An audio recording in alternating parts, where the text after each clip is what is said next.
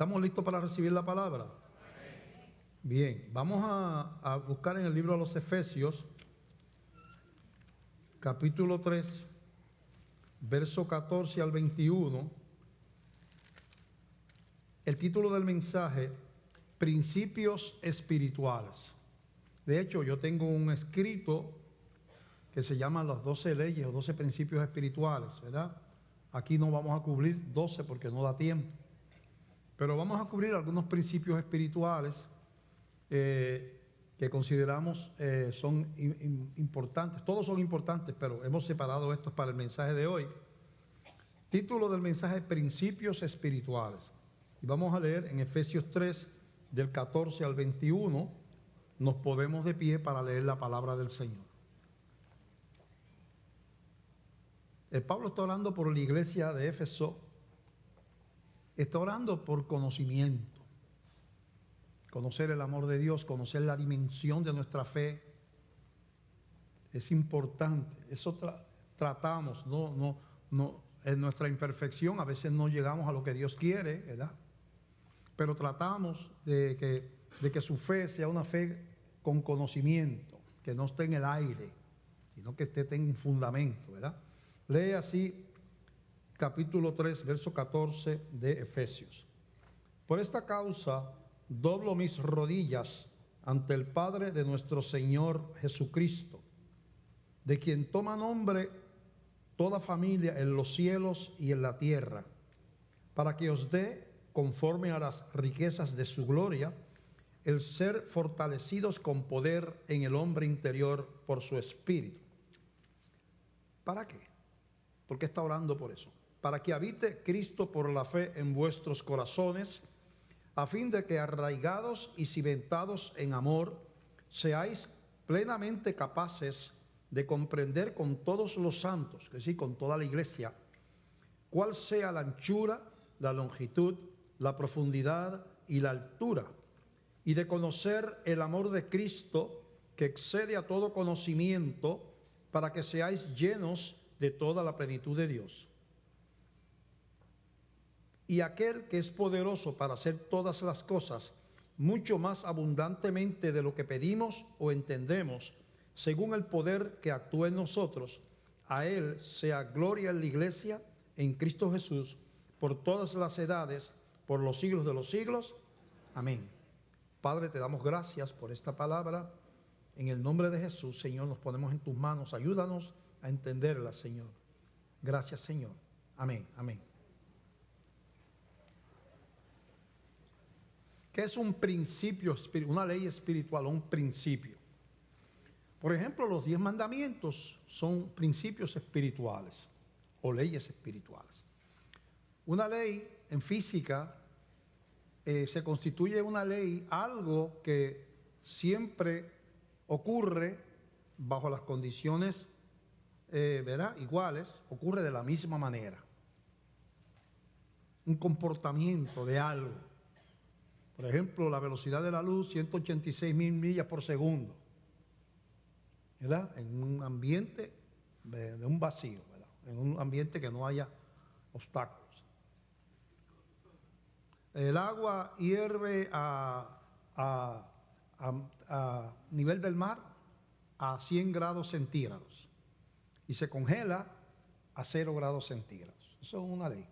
Haga ese experimento en China, lo haga en Francia, lo haga en África, donde quiera que usted esté al nivel del mar, usted pone agua a hervir y va a hervir a los 100 grados y se va a congelar a 0 grados. Se convierte en ley porque siempre se comporta igual, ¿verdad? ¿Por qué se le llama la ley de gravedad? Pues la Tierra tiene una gravedad definida que tiene que ver con su masa, ¿verdad? Y usted tira algo en África y va a caer al suelo, y lo tira en China, y lo va a caer al suelo, y lo tira en Finlandia y va a caer al piso, porque donde quiera que usted vaya va a haber ese pool, ese alón, ¿verdad? Que se llama la gravedad, ¿verdad? Como la luna es una sexta parte de la masa de la Tierra, la gravedad de la luna es una sexta parte de la gravedad de la Tierra. Así podemos decir que hay una relación entre masa y gravedad. Así es que esas son leyes físicas que tienen que ver con la física. Pero aquí estamos hablando de leyes espirituales. Quiere decir que siempre se espera una respuesta constante.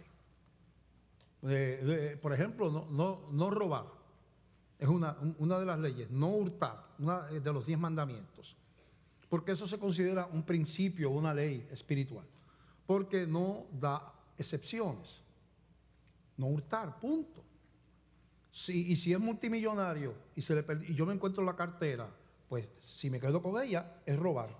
Pero él tiene de más, pero es robar. Lo mismo que si le robara a un pobre. En el sentido bíblico, eres un pillo, igual que si Robin Hood no era un héroe porque le robaba a los ricos para darle a los pobres, era un vulgar ladrón. Porque robar es pecado. Así son las cosas de Dios. No matar es una ley. Pues no, lo que pasa es que el niño todavía está en el vientre, lo puedo matar ahora porque bueno, es un asesinato según la Biblia, porque es un niño, que no ha nacido todavía, pero es un niño. Así que las adaptaciones que hacemos acá en la tierra de las leyes de Dios, a Dios no le importan nada, porque Dios no va a cambiar, porque lo diga ni el Tribunal Supremo, ni porque lo diga la sociedad, la prensa. Dios va a continuar diciendo, no matarás, no robarás. No te postrarás delante de imágenes, sea de lo que esté en el cielo, en la tierra, debajo de la tierra. No adorarás ni te postrarás delante de imágenes. Dios no va a cambiar su ley. No, lo que pasa es que esto es una imagen de San Pedro, y San Pedro era cristiano. Es lo mismo que adorar a un perro. Porque la Biblia dice no adorar excepto a los santos. Dice, no te postrarás delante de nada. Dice inclusive, y lo especifica, ni siquiera de lo que está en el cielo. Las leyes son inexorables. Tenemos que entender entonces que así es que funcionan las cosas de Dios. Por la misma perfección de Dios tiene que ser así. Porque Dios nos dice, a mí me parece, ¿verdad? Yo opino que no debes de robar. Yo opino, ¿verdad? Tú allá decides, pero yo no robarás. Punto. Roba, pecado. Bueno, lo que pasa es que en los negocios, ¿verdad? Pues yo soy negociante y yo compro automóviles en $3,000 y los vendo en 10,000, pero yo le digo a la gente que me costaron 7,000, porque si le digo que me costaron 3,000, no me lo compran en 10,000. Pues tú eres un mentiroso. Y ladrón también. Pero que en los negocios se supone que no, pues se supone entonces, si se supone, pues si ese es el principio, pues es una partida de mentiroso. La Biblia no va a decir, bueno, como es al gobierno, pues al gobierno tú pusiste al perro de dependiente, porque lo que pasa es que como es el gobierno uno trata de pagar las menos contribuciones posibles, pues entonces yo puse a la tía que vive en Delaware de dependiente. Pues tú eres un mentiroso. Pero es al gobierno, pues aunque sea quien sea. O sea, eso es la manera en que funciona el reino de los cielos. Con absolutos. El relativismo es característica de una sociedad caída. Es una mentira blanca. Le ponemos hasta colores a las mentiras. Es una mentirita blanca. ¿Es mentira? Pues es pecado. Amarilla, verde, azul, sigue siendo pecado. Entonces, el cristiano tiene que ir modificando su manera en que la sociedad le ha impreso, le ha formado. Somos víctimas de la cultura. Y nosotros nos convertimos, por ejemplo, en mentirosos porque vivimos en una cultura de mentira todos los días. Llegué tarde porque me quedé dormido. Era que había mucho tapón, mucho tránsito en la carretera. Me lo saqué de la manga. Es una mentira. Llegaste tarde porque pues te quedaste dormido. Tan silencioso. Perdone si le estoy pisando algún callo a alguien por ahí. Bueno. Así que el primer principio que vamos a establecer es el principio de la palabra de Dios. Empezamos por la palabra de Dios. La palabra de Dios está plasmada en un libro que se llama la Biblia. Y donde Dios, inspirando a hombres a través de la historia, les puso a escribir lo que es lo que se supone que sea nuestro camino de fe y nuestro camino de vivir la vida y nuestra manera de obrar como cristianos. Está plasmado aquí en eso que llamamos la Biblia, la palabra de Dios. Y en el libro de Oseas, capítulo 4, verso 6, dice estas palabras. Mi pueblo fue destruido porque le faltó conocimiento. Por cuanto desechaste el conocimiento, yo te echaré del sacerdocio, y porque olvidaste la ley de tu Dios, también yo me olvidaré de tus hijos. Cuando aquí le está hablando al pueblo de Israel y está hablando a nosotros también, cuando nos falta conocimiento, cuando desechamos la ley de Dios, tenemos unas consecuencias sociales. La sociedad, cuando se olvida de Dios, camina hacia el desastre. La evidencia la tenemos en la sociedad que tenemos, que no se deje engañar por lo que opinan los que no tienen una revelación espiritual. Usted oye hablar a la gente como que esto es una tremenda sociedad. Estamos en los mejores tiempos. Porque mira, los satélites, los celulares, el internet, la transportación, la tecnología, o sea, eso no es lo que le da valor a la vida. Usted puede tener eso y mucho más y ser una porquería de sociedad. Porque ya no hay respeto, no hay decencia, no hay moralidad, se destruye la familia, se vive escandalosamente, se glorifica el vicio, la marihuana, el alcohol y todo lo demás que tenga el juego y todo lo que tenga que ver con la destrucción de un carácter correcto, y todo eso se hace por leyes del gobierno inclusive. Se destruye el amor entre madres e hijos. Hemos llegado al momento que todo el tiempo la Biblia enseña que los hijos son una bendición, pero la sociedad ha logrado cambiar aún a los cristianos esa idea. Los hijos, para muchas personas, por eso es que se están desapareciendo los niños en este país, porque nosotros creemos que los hijos son un problema. Por eso es que la gente los está matando. Porque el trabajo de criar un niño no se ve como parte de una bendición que Dios nos da, sino lo vemos como un problema, porque no puedo estar en la calle, no estoy para arriba, para abajo, no tengo esto, tengo planes de dinero, de por allá, de hacer cosas, y los niños me estorban. Pero eso no es lo que enseña la Biblia. Usted tiene que ver que usted cree, ¿verdad? Entonces, esa modificación de la conducta viene porque hemos olvidado la palabra del Señor. Dios no va a bendecir a nadie aparte de su palabra. Dios no va a bendecir a nadie, a ninguna iglesia, ninguna familia va a hacer. Yo tengo unos valores aparte de la Biblia. Yo soy cristiano, pero yo tengo mis propias opiniones. Bueno, eso dice aquí que le pasó a la gente del tiempo de Oseas. Tenían su propia opinión, pero dice: yo los voy a destruir ustedes. Y sus hijos van a pagar el precio, como está pasando. Está pasando. Llega el momento que nosotros no nos damos cuenta cuando, y es normal que la gente no cristiana no se dé cuenta, pero no debe ser que nosotros los cristianos no nos demos cuenta de la destrucción de los valores, que nos unamos a la interpretación de los que no conocen a Dios. Por ejemplo, algo que está pasando y los cristianos no se dan cuenta. Estamos sustituyendo la relación familiar, el cuidado de los hijos, el divertirnos, jugar con los hijos, ¿verdad? Pasar tiempo con ellos, gozarnos de la tremenda bendición de tener compañerismo entre la familia por los celulares. Ahora es muy fácil, es muy cómodo. Al nene que gritaba en el supermercado: mami, mira, yo quiero que yo. Ahora yo le doy un celular y yo hago toda la compra y el nene está. Y el que me molestaba, como los míos, que me volvían loco cuando íbamos en el carro, los tres, empezaban a darse uno al otro, como me di yo. Empezaban a darse uno al otro. Y, mami, papi me dio, mira. Y dice: estate quieto. Pero esos son recuerdos dulces también, porque ellos eran niños. Pero ahora tú sales, le das la vuelta a Puerto Rico, una familia, 2 hijos y el papá y la mamá, y no saben ni dónde estaban las playas, ni dónde estaban, no vieron la montaña, no vieron nada, no vieron nada, la estatua de Cristóbal Colón allá, no vieron nada porque todo el viaje estuvieron así. Le voy a preguntar algo y no me lo contestes para que no se frustren.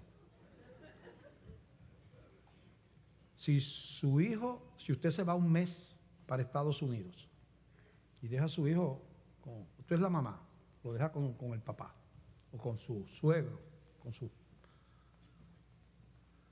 o se va a la internet por un mes, ¿qué echa más de menos sus hijos? ¿A su mamá que está en Estados Unidos o que no hay internet para? No me conteste para que no se frustre. Pero no nos damos cuenta de lo que estamos perdiendo, porque esa es la habilidad del diablo. La habilidad del diablo es que tú sustituyas lo que dice Dios, que es la familia, por lo que dice la sociedad, que es la familia, y por la comodidad. Y entonces tú no te das cuenta que empiezas a alejarte de la palabra, se va destruyendo tu familia, a tus hijos no le importa. Después, cuando eres viejo, te enfermas y no te vienen a ver, ni se olvidan de ti, porque nunca estableciste un vínculo, porque el vínculo era con el teléfono. No nos damos cuenta que la palabra de Dios fue puesta ahí, entre otras cosas, como piedra de tropiezo.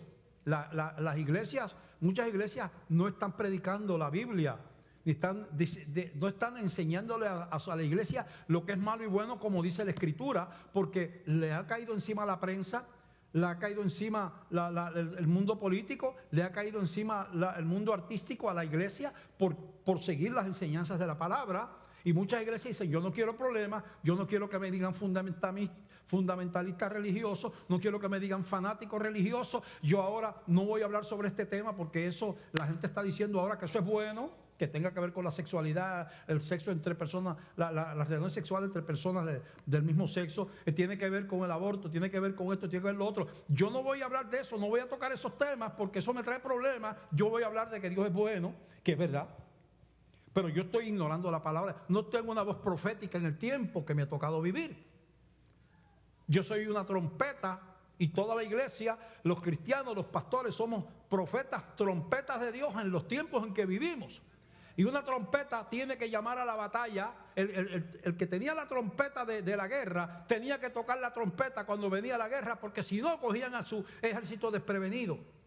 Y él tenía una misión bien importante.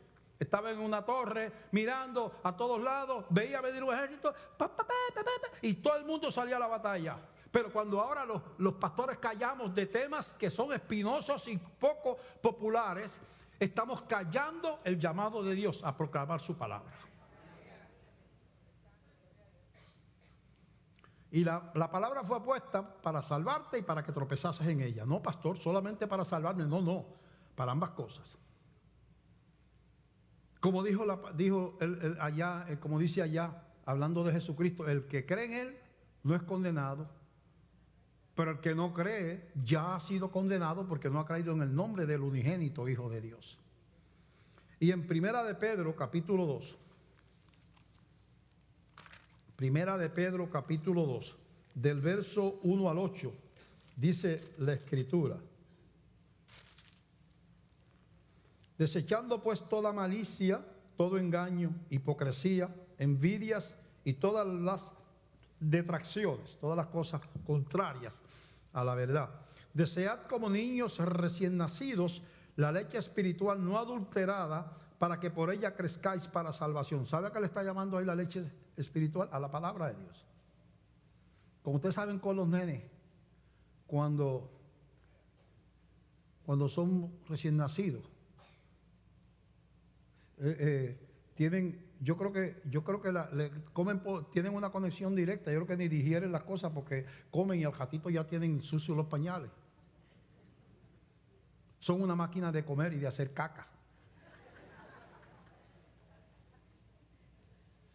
Y ellos desean esa leche. Y uno está lo más dormidito, ¿verdad? Está pequeñito y tú dices: le acabo de dar leche ahora, son las 10, este dormirá hasta por la mañana y a las 12, ¡guau! Porque ese metabolismo nuevecito está diciendo, quiero leche. Pues dice, desear esa leche, ese espiritual, ¿verdad? Como un niño recién nacido, para que por ella crezcáis para salvación, si es que habéis gustado la benignidad del Señor. Acercándose a Él, a Jesús, piedra viva, desechada ciertamente por los hombres, mas para Dios escogida y preciosa. Vosotros también, como piedras vivas, sed edificados como casa espiritual y sacerdocio santo, para ofrecer sacrificios espirituales aceptables a Dios por medio de Jesucristo. Por lo cual también contiene la Escritura: he aquí pongo en Sión, en Jerusalén, que es Sión, la principal piedra del ángulo, está hablando de Jesucristo, escogida y preciosa, y el que creyere en él no será avergonzado. Para vosotros pues, los que creéis, él es precioso, pero para los que no creen, la piedra que los edificadores desecharon ha venido a ser la cabeza del ángulo. Esa piedra, ese Jesús, ha venido a ser el fundamento. Piedra de tropiezo y roca que hace caer, porque tropiezan en la palabra, siendo desobedientes, a lo cual fueron también destinados. Tropiezan en la palabra. La palabra es la medida de la revelación del carácter y la voluntad de Dios. Cuando yo examino la palabra, me edifico. Si las recibo, me quebranto, pido perdón, ¿verdad? Señor, quiero cambiar, que no quiero, ¿verdad? Esta parte de mi vida, de acuerdo a la palabra, no está bien, ¿verdad? La palabra me va edificando, el Espíritu me va transformando.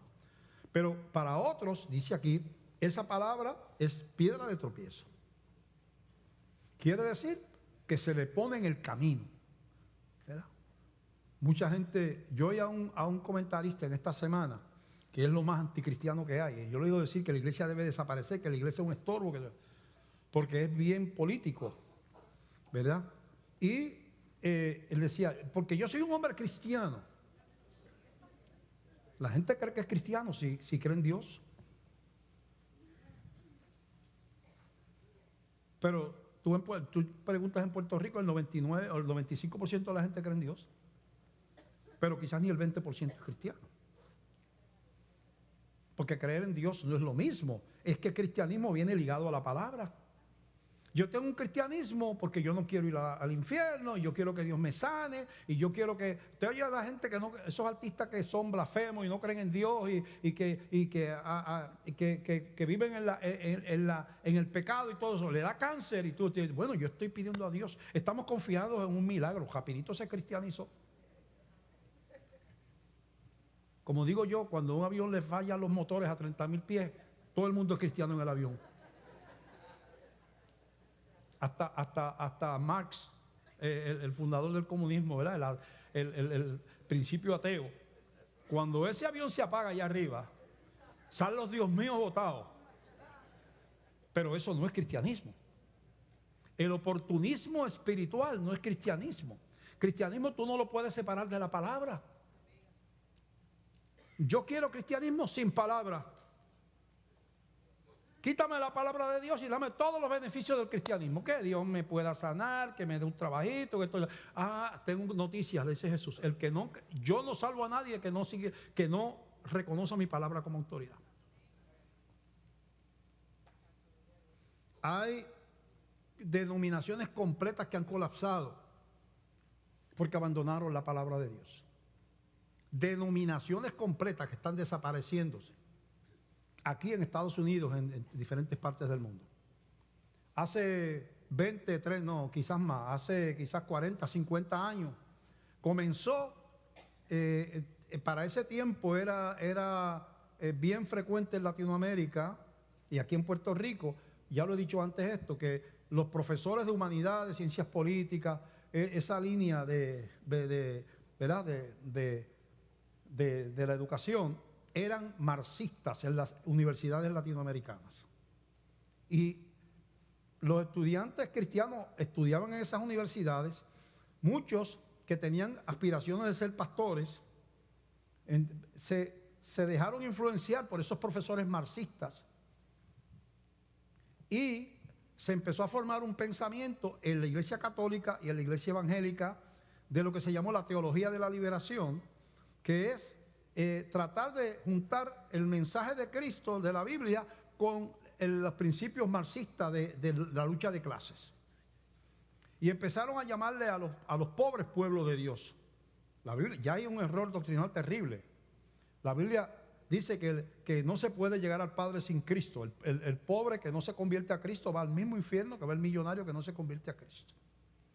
No se puede comprar a la gloria con la pobreza, tampoco se puede comprar con la riqueza. Esto está en una persona llamado Jesús. Empezaron a decir que la iglesia no creemos en eso de un reino que viene, un Cristo que viene en gloria, un levantamiento de la iglesia. No, esta sociedad la tenemos que cambiar con la militancia. Esos principios marxistas de la revolución de las masas, que es principio marxista. ¿Qué pasó? Empezaron a desaparecer. Aquí en Puerto Rico hay un seminario que tiene esa línea. Sus iglesias, las iglesias de la gente que tiene ese seminario están cerrándose. Aquí en Ponce ya creo que van por 2 o 3 que han cerrado. Porque no hay poder en el marxismo. La gente no va a la iglesia a aprender de Marx. Un ateo, mira, un ateo dirigiendo la iglesia porque Marx era ateo. Se están desapareciendo. No hay, el poder está en la palabra de Dios. No hay, las denominaciones completas que se han ido al liberalismo y a la teología de la liberación, se han ido muriendo las iglesias, se han ido muriendo. Se desaparece la gente porque el poder está en la predicación del evangelio de Jesucristo, no de filosofías humanas. Así que usted se da cuenta cuán importante es la palabra de Dios. La palabra de Dios tiene que estar metida en el corazón de la iglesia. Esto no es cuestión de interpretación privada. Yo voy a la iglesia, pero yo vivo como me da la gana y yo tengo esta, ¿verdad? Entonces, ¿y qué respeto tú le tienes a la palabra de Dios? Jesucristo vino para ser Salvador y Señor. Por eso dice que Jesucristo es el verbo, es la palabra. El verbo y palabra es lo mismo, el verbo de Dios. Y tropiezan en la palabra. De hecho, cuando mi esposa me invitaba a la iglesia, ¿sabe qué? Que yo era un bohemio borrachón, diciéndole en 2 palabras quieren decir lo mismo. ¿Sabe lo que a mí me preocupaba? Que yo conocía el testimonio de muchas personas. Yo era un alcohólico y yo entré al evangelio. Y ¿verdad? Porque uno ya eso a veces pone la radio y están hablando. Y yo evangelio, y Dios me quitó a mí el vicio y ahora yo hasta predico la palabra, como el caso mío, ¿verdad? Y esos testimonios, yo estaba en droga y yo no sé qué, y Dios me levantó y Él me sanó, y ahora ya aquello para mí pasó, yo soy una nueva criatura. Y como a mí, yo no quería dejar de beber. Yo decía, vamos para la iglesia, y yo no pensaba en mi salvación, yo pensaba, muchachos, yo me voy para la mujer mía con la iglesia, voy a tener que dejar de beber. Que de hecho a nadie me obligó, eso es una obra del Espíritu Santo. Pero importante la palabra de Dios. La iglesia tiene que estar fundada en la palabra de Dios.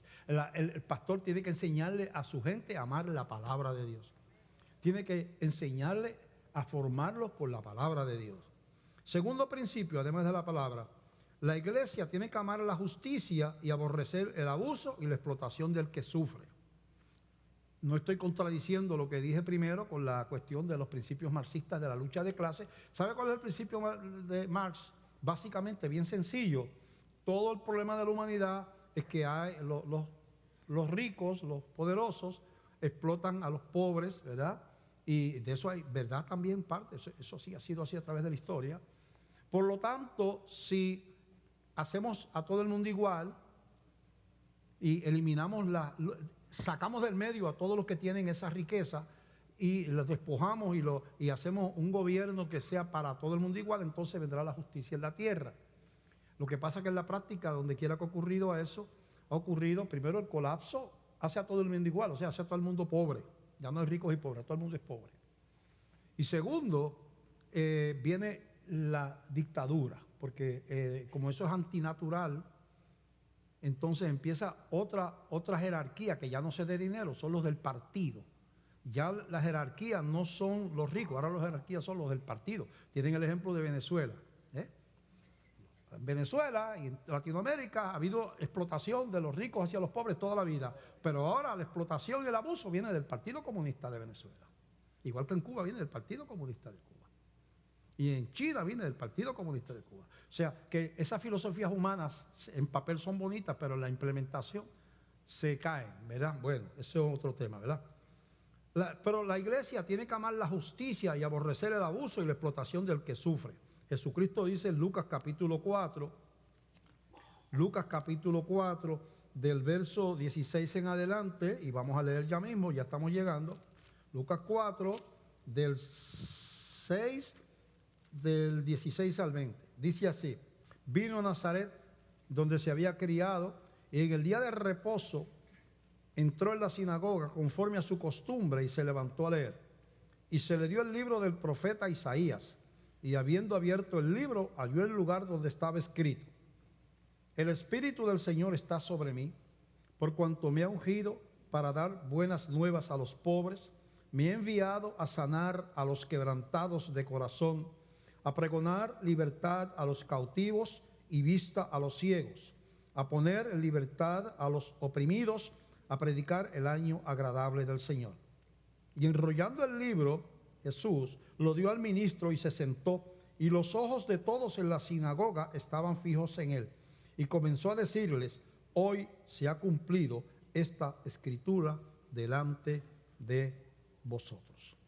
Vivimos en medio de contradicciones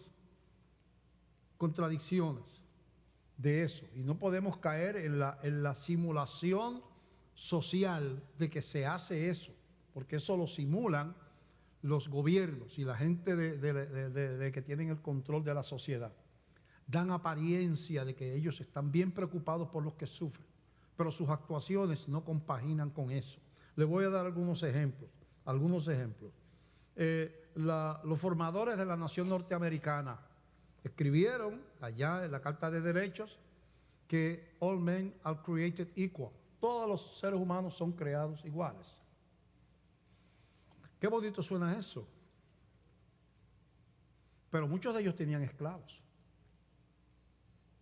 Mientras estaban escribiendo eso, incluyendo a George Washington, que fue el primer presidente de la nación, tenía esclavos.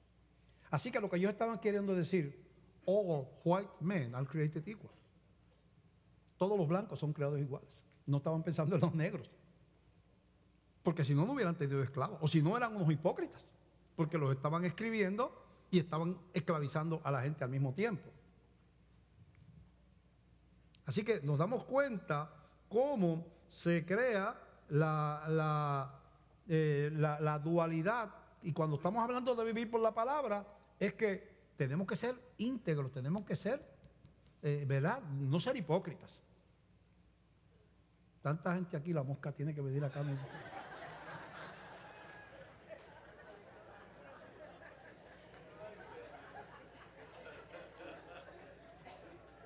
Ya, mira. Bueno, así que fíjate que yo puedo ser un cristiano de nombre, tener ministerio en la iglesia, tener apariencia de piedad y ser un abusador en el trabajo, ser un patrono explotador, ser un mentiroso en los negocios. Entonces yo no amo la justicia. Yo no soy el ejemplo dentro de los patronos porque yo trato a mi gente diferente porque yo soy cristiano. Yo soy le llamaban negrero, ¿verdad? Los que tenían esclavos, ¿verdad? Porque una cosa es la iglesia y otra cosa es la vida por acá. Entonces tú tienes una vida partida en dos. Pues mira, te quiero decir algo. Es tan importante lo que tú haces en la calle como lo que haces en la iglesia. No es venir con la mujer agarradita del brazo aquí, cariñito. Es allá, en la casa. Lo verdadero no ocurre aquí, lo verdadero ocurre allá. Aquí por un par de horas tú puedes hacer el teatro que tú quieras, pero ¿sabe quién sabe lo que pasa allá? Tus hijos. Y a veces son rebeldes. El hijo no se quiere, pues el hijo dice, pero Sí, lo que yo veo en casa, eso que predica el pastor de amor cristiano, yo no lo veo en casa. Esto es lo que tengo a Vietnam aquí. Papi y mami, ¿entiendes? Entonces, la realidad es que cuando uno decide caminar por la palabra, tiene que decidir despojarse de esa hipocresía y esa doble vida y esa apariencia. Y vemos que los formadores de la nación no estaban escribiendo lo que ellos vivían. No lo estaban escribiendo una cosa diferente a lo que era su vida. Así que ese tipo de, ¿verdad?, se da y nosotros tenemos que tener cuidado con la gente inclusive que respaldamos como cristianos. Porque llamamos amigos de la iglesia a gente que no tiene valores, gente que abusa, que engaña, que roba, pero que probaron una ley aquí o allá a favor de la iglesia y nosotros nos olvidamos de su vida. Por ejemplo, contratar empleados, amigos, políticos derrotados y así por el estilo, y darle grandes dinero y usar el dinero del pueblo para tacuñar en los departamentos, en los gobiernos de gente. Eso es robar y eso es mentir y eso es engañar al pueblo, porque ese dinero no es tuyo para que tú lo estés repartiendo. Eso es un ser ladrón. No, pero es legal. Será legal. Tú eres un pillo legal, pero eres pillo.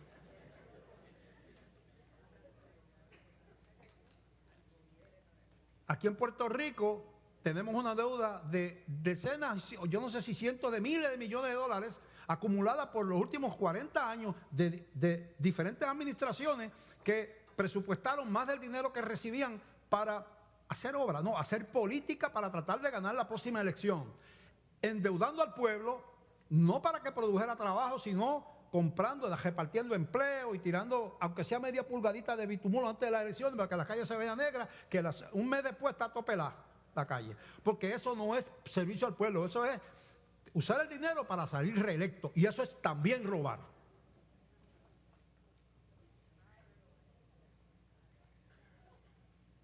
Y uno se pregunta, ¿y cómo vivo yo en una sociedad decrépita, ya es tan vieja en el arte de despojar al pueblo, que ya lo damos por normal? La gente, ¿sabe cómo dice la gente? Mira, fulano de tal, el alcalde tal, eso, mira, que si le dio eso, aprobó esto para un amigo, y no sé qué. Ahí todo el mundo lo hace. Allá todo el que sube hace lo mismo, lo cual no es verdad. Yo me imagino, porque sería desastroso que todo el que sube haga eso. Pero yo me imagino que no es verdad. Pero ha llegado el momento en esta cultura latinoamericana, porque eso no es en Puerto Rico nada más, que cuando la gente sube a posiciones políticas, piensa que eso es un botín al cual ellos tienen derecho a meter la mano para beneficiarse ellos y los amigos de ellos y familiares. Así ha sido a través de la historia. Pues esa gente podrán poner leyes a favor de la iglesia, podrán hacer esto para ganarse los votos de la iglesia, que también es una manipulación, pero no se merecen el respaldo de los cristianos, porque no todos los pecados tienen que ver con sexo y aborto. El ser un ladrón también es un pecado.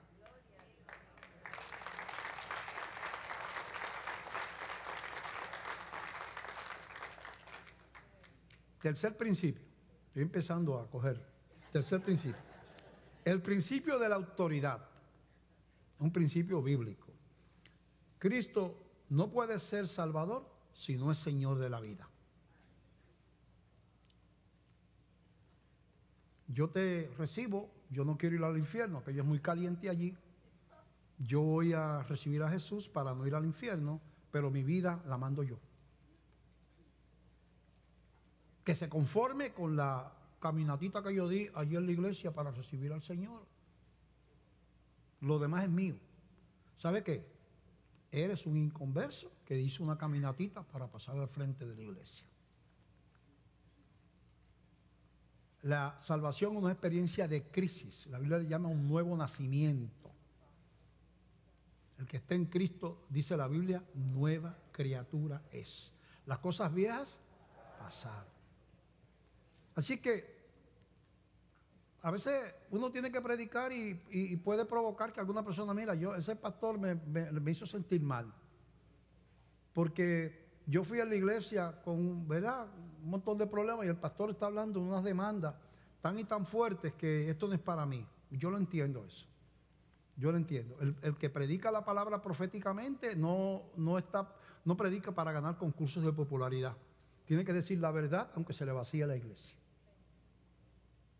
Y la realidad es que Cristo no puede ser Salvador si no es el Señor de la vida. En Lucas capítulo 6, verso 46 al 49, dice la Escritura, 6, 46 al 49, y leemos: ¿por qué me llamáis Señor, Señor, y no hacéis lo que yo digo? Está hablando Jesús.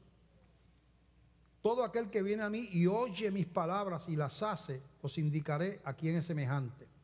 Semejante es al hombre que al edificar una casa, cavó y ahondó y puso el fundamento sobre la roca.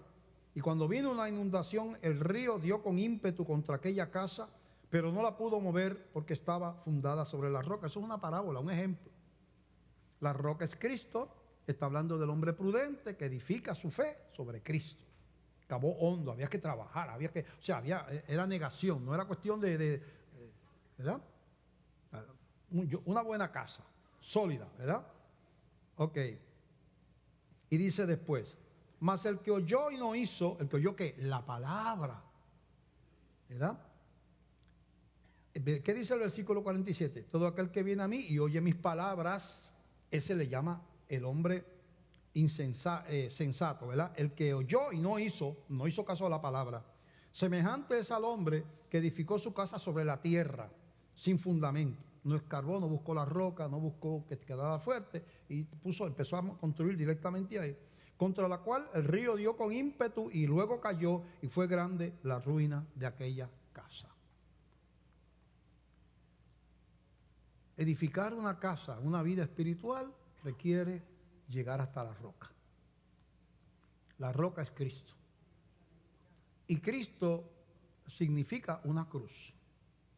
Dijo Jesús: el que no toma su cruz y viene en pos de mí, no puede ser mi discípulo. Esto es una cruz. El cristianismo está lleno de negaciones. El verdadero cristianismo está lleno de negaciones.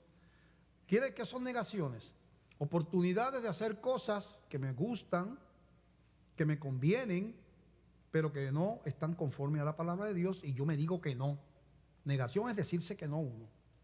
Amba, esa mujer está tremenda, ¿verdad? Nadie sabe, ¿verdad?, que yo voy a salir con ella. Esto no lo sabe nadie, ni la iglesia ni mi mujer. Así es que vamos a tirar una canita,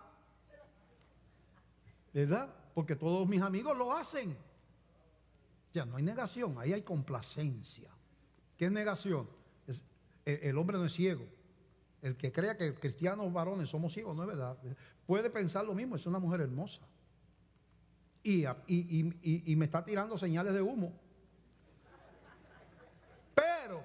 Pero, yo tengo una esposa. La palabra dice que el adulterio es pecado. Así que voy a desagradar a Cristo. Yo hice un pacto con mi esposa de amor. La palabra prohíbe el adulterio. Aunque sería deleitoso complacerme, yo voy a tomar mi cruz, la que me dio Cristo, y voy a decir: esto no puede ser.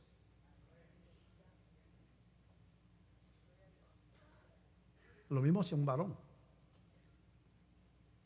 Entonces, esa tentación, esa capacidad de colocar a la palabra sobre lo que el apetito nos dice, me encontré, se le cayó a uno de esos camiones una bolsa llena de cash con $20,000 adentro, y dice, era de Walmart, dice Walmart, o dice Banco Popular, y dice lo que sea, la bolsa de dinero. Yo miro para todos lados, no hay nadie. Creo yo que no hay nadie, que siempre hay uno que está mirando. Ese lo ve todo. Y yo hago, y cojo la compra que yo llevaba del carro. Se le cayó en el parking le tiro al lado una bolsa de comida, y cojo las dos y las pongo en el carrito. Tengo 10,000 o 50,000 pesos que yo no tenía antes, pero me acabo de convertir en ladrón. ¿Qué valor tú le das a eso? ¿Cuánto precio tiene tu integridad?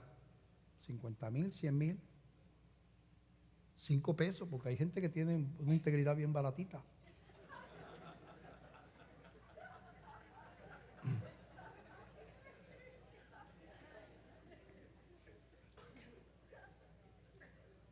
Entonces yo estoy bajo autoridad. Conversión implica una experiencia de crisis.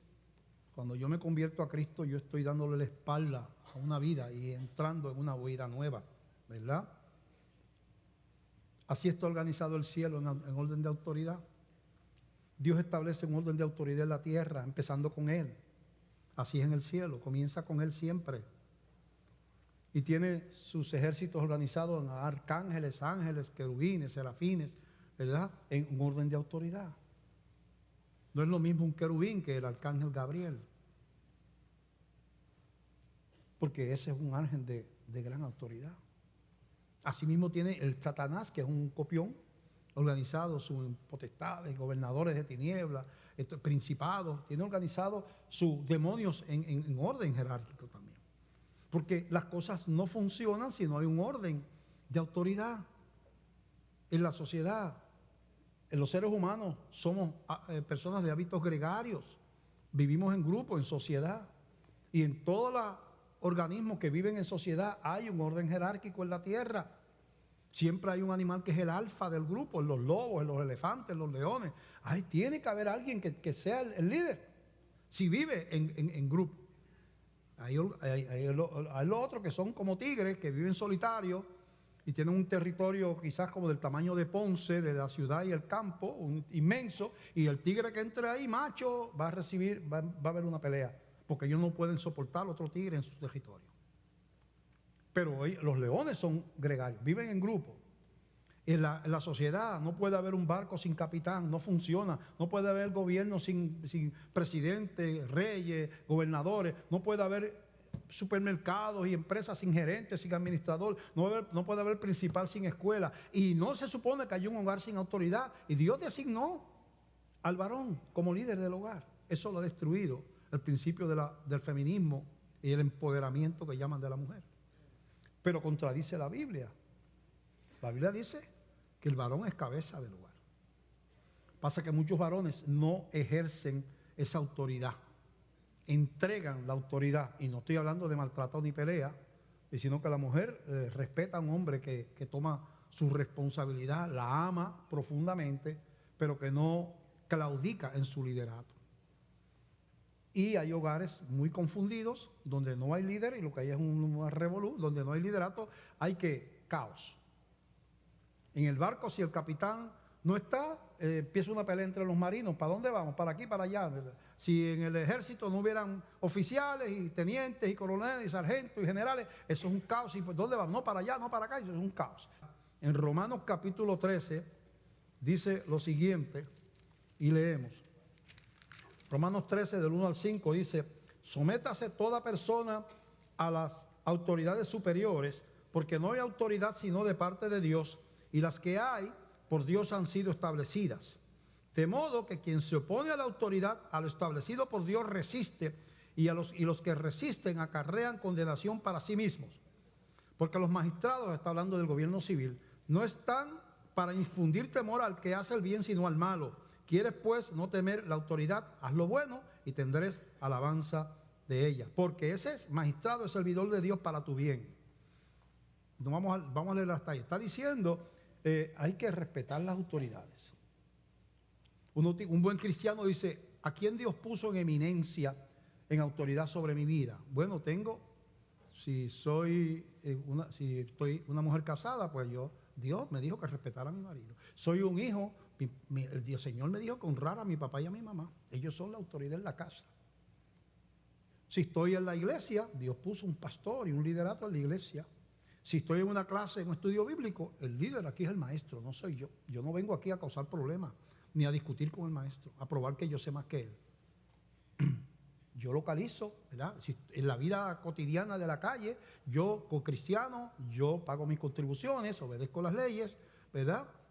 Trato de vivir correctamente porque a Dios le agrada eso. aunque no es ese policía, ese juez, eso no es ni siquiera cristiano, pero Dios lo dice ahí, que Dios los pone ahí para tener orden en la sociedad. Así que el cristiano tiene que entender que tiene que vivir bajo autoridad. Hay un principio: para tener autoridad hay que estar bajo autoridad.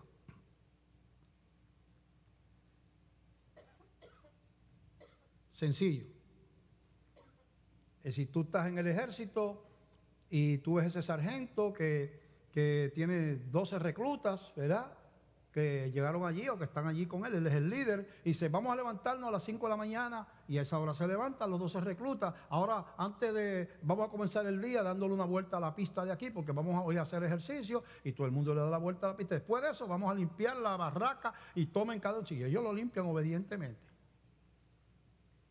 porque detrás de ese sargento está el teniente, el capitán, el coronel, el general y el presidente de la nación. Así que él está bajo autoridad, por lo tanto tiene autoridad. Si ese sargento se licencia del ejército, rompió, ya no está bajo autoridad, ya no lo mandan los coroneles ni los capitanes ni el presidente, porque ahora se salió del ejército y se encuentra con los mismos reclutas de antes y le dice: vamos a hacer ejercicio hoy. Y lo mira así: estás loco, muchacho, vete tú. Pero tú antes eres el sargento, ahora tú estás en la calle, tú no mandas nada. Así que cuando usted tiene un hogar que no está bajo Cristo, usted no tiene autoridad nada más que la capacidad suya para dominar. No puede recurrir a una libertad a una autoridad superior que tome control de lo que está pasando, porque usted no tiene autoridad y por lo tanto no está bajo autoridad. Por lo tanto, si usted no está bajo autoridad, no tiene autoridad. El principal tiene autoridad en la escuela porque una autoridad mayor lo nominó para principal de escuela, y ese secretario de instrucción, o el que fuera, está bajo la autoridad del gobernador, del presidente de la república. Por eso es que ese principal tiene autoridad. Si él no tiene ese vaqueo, ese respaldo, pierde la autoridad. Así que tener un hogar sin Cristo es tener un hogar sin autoridad. Usted está en la de eso de que sus hijos van a hacer lo que le da la gana, en peligro de cualquier cosa, y cuando usted va a buscar autoridad, esto es demasiado, tengo que poner orden. No hay uno que dice: vamos a ponerle la mano encima a esta gente porque están rebelándose con la autoridad que yo delegué. Dice el Señor: bueno, tú no tienes autoridad, tú eres una republiquita, haz lo que allá. Como le dijo a la gente allá para el libro de Oseas: ustedes hacen lo que les da la gana, yo voy a poner la mano sobre sus hijos. ¿Qué es lo que está pasando? La sociedad no quiere vivir la autoridad de Dios y están poniendo la mano sobre los hijos. El caos mayor está en los hijos. Así que es importante tener esa autoridad. Y por último, el principio del amor. Todo don está supeditado al amor. Lo que no se hace amor es pecado, como dice 1 Corintios capítulo 13, en el verso 1 al 13. 1 Corintios 13 dice, escribe el apóstol Pablo: si yo hablase lenguas humanas y angélicas y no tengo amor, vengo a ser como metal que resuena o címbalo que retiñe. Era una iglesia donde Dios había bendecido a esta gente con don de profecía, don de sanidad, pero se estaban agarrados a las pescosas allí.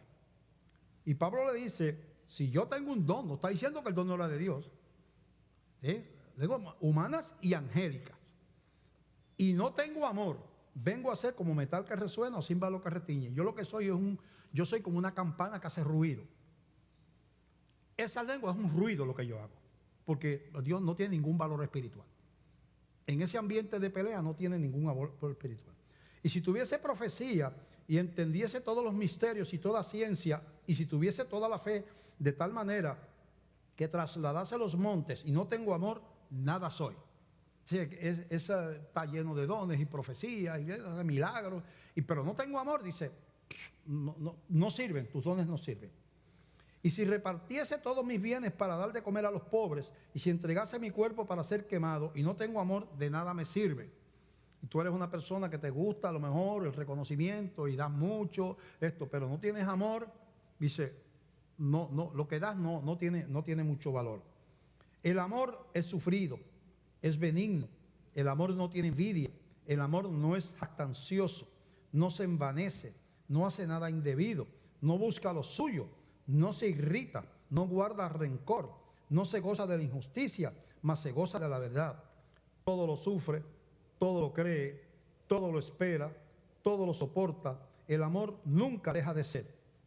Pero las profecías se acabarán y cesarán las lenguas y la ciencia acabará.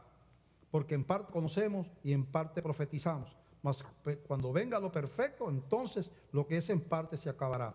Cuando yo era niño, hablaba como niño, pensaba como niño, juzgaba como niño, mas cuando ya fui hombre, dejé lo que era de niño. Ahora vemos por espejo oscuramente, mas entonces veremos cara a cara. Ahora conozco en parte, pero entonces, está hablando cuando estemos en gloria, conoceré como fui conocido. Y ahora permanecen la fe, la esperanza y el amor, estos tres. Pero el mayor de ellos es ¿cuál? Hay dos cosas que haremos en el cielo. Uno, vamos a amar de una manera más intensa y seremos amados como nunca. Y segundo, vamos a alabar y adorar a Dios. Avivamiento sin amor, que mucha iglesia se le llama iglesia de avivamiento. Y están interpretando como avivamiento el hacer ruido, cantar muchas cosas bien alegres, como aquí, en esta iglesia de Corinto, hablar en lenguas, sin amor y esto, y no hay avivamiento sin amor. Divisiones, contiendas en la iglesia, el Espíritu Santo no está, no hay plenitud de presencia del Espíritu donde hay división y contienda. Si algo tiene que tener una iglesia para estar en agrado de Dios es amar a los demás y amar a los hermanos. Si hay algo que detiene la bendición de la iglesia es que usted esté enchismado, enojado, peleado con una persona que está en la misma congregación e inclusive con los que están afuera.